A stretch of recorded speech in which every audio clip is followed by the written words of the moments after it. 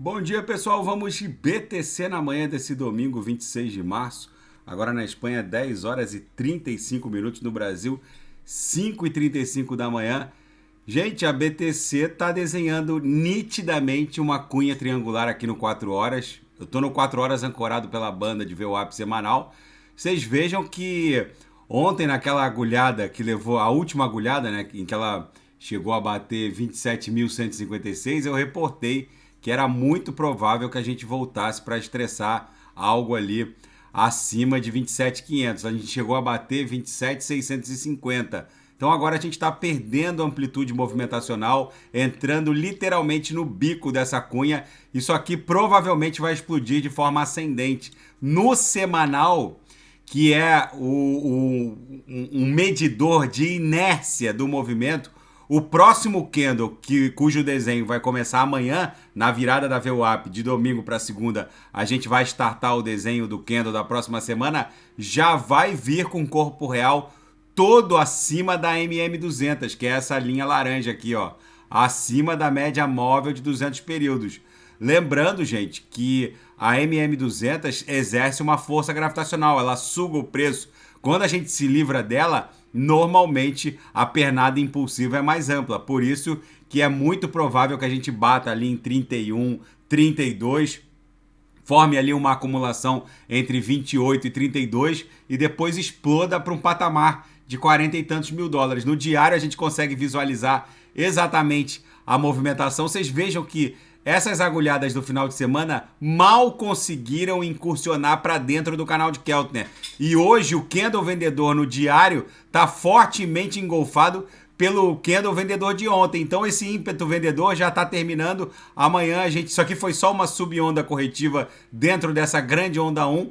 É bem provável que a partir de amanhã a gente se desdobre para o nosso target em direção a 30 mil. Na projeção, a nebulosidade esverdeada segue abrindo aquela boca de jacaré, ganhando espessura. Quando isso aqui ostentar 2 ou 3 quadrantes, aí sim, quando bater 30 mil, e isso aqui vai ficar com 2 ou 3 quadrantes de espessura, a BTC volta para prestar continência para a nuvem e dar continuidade à sua pernada impulsiva. No intraday, a BTC tá um reloginho, bate na upper, volta para VWAP, bate na lower, ó, beijou a lower, voltou para VWAP, beijou a lower de novo, voltou para VWAP, tá dando bons trades. Ontem os sinais no copy trade fecharam, ou na sala de sinais todos os sinais também fecharam, ficou só um aberto no copy trade que está muito próximo de fechar aqui em 27.600 e 700. Na seara fática, a Índia terá mais de 150 milhões de usuários de criptografia até o fim de 2023. A taxa de adoção cripto na Índia pode ultrapassar a dos Estados Unidos e do Reino Unido até o final do ano. O crescimento de usuários cripto na Índia é exponencial. E deputados da Costa Rica discutem lei cripto no país. É o novo normal.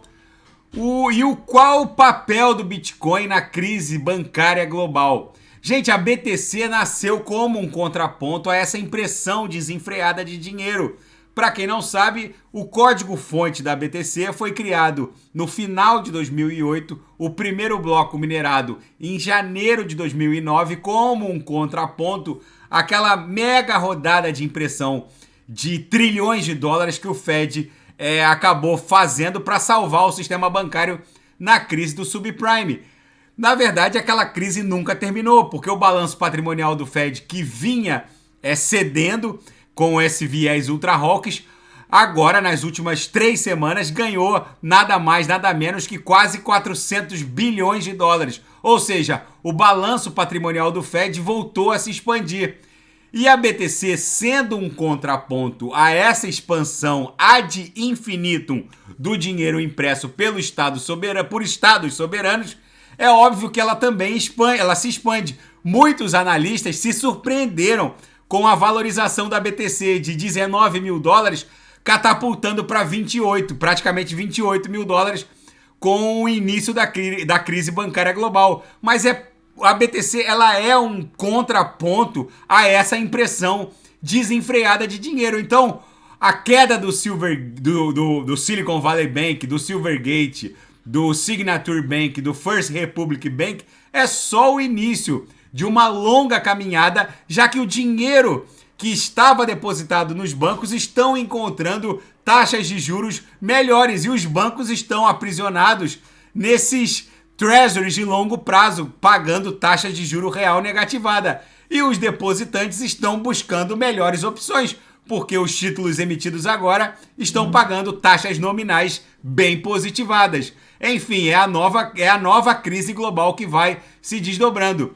E o rally do euro parece que não tem mais barreira, por assim dizer. 1,10 já está ali no radar. O euro vai se valorizando bem contra o dólar norte-americano. Enquanto o DXY segue caindo, a BTC também segue ganhando musculatura.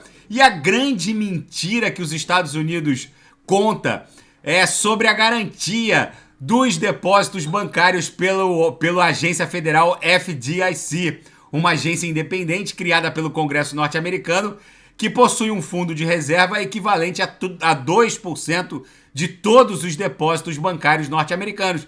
Mas, se, por exemplo, os 10 maiores bancos norte-americanos quebrassem, o dinheiro do FDIC não daria nem para os 5, para garantir nem os depósitos dos 5 maiores bancos norte-americanos.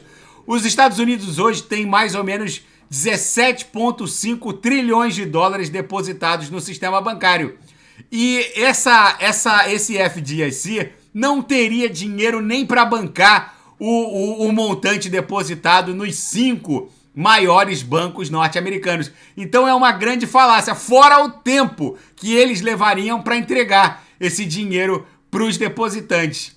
E na França, a raiva da população agora migrou das alterações previdenciárias, migrou para a figura do Macron.